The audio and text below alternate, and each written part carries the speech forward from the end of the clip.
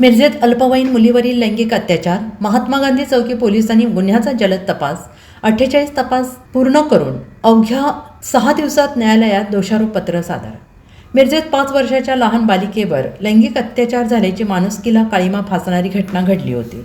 या प्रकरणी महात्मा गांधी पोलीस ठाण्याचे सहाय्यक पोलीस निरीक्षक संदीप शिंदे आणि त्यांच्या DB पथकाने या गुन्ह्यातील आरोपीला जेरबंद करून अवघ्या 48 तासांमध्ये या गुन्ह्याचा तपास करून 6 दिवसात दोषारोपपत्र न्यायालयात सादर केला आहे.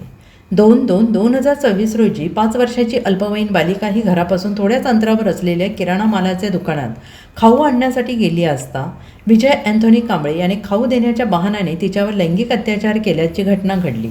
ही घटना लहान बालिकेच्या कुटुंबाला कळल्यानंतर त्यांनी महात्मा गांधी पोलीस ठाण्यात नराधमाविरोधात तक्रार दिली होती. पोलीस उपनिरीक्षक राजेंद्र कलगुटकर आणि पथक यांनी तात्काळ जलद कारवाई करीत आरोपी नामे विजय अँथोनी कांबळे वय वर्ष 67 राहणार रेल्वे पंढरपूरचा मिरज याला शोधून ताब्यात घेतले. त्याला अटक करून न्यायालयात हजर केले असता न्यायालयीन कोठडीत रवाना केले. अतिशय गंभीर आणि सामाजिकदृष्ट्या संवेदनशील अशा गुन्ह्याचा अतिशय शीघ्र गतीने तपास करून आरोपी विरुद्ध सबळ असे भौतिक आणि तांत्रिक पुरावे हस्तगत करून 48 तासामध्ये गुन्ह्याचा संपूर्ण तपास पूर्ण केला.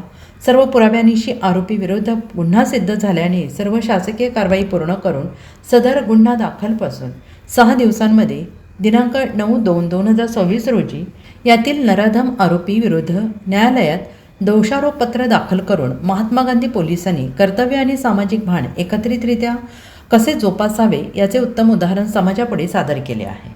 Bureau report SBN Marathi Miraj.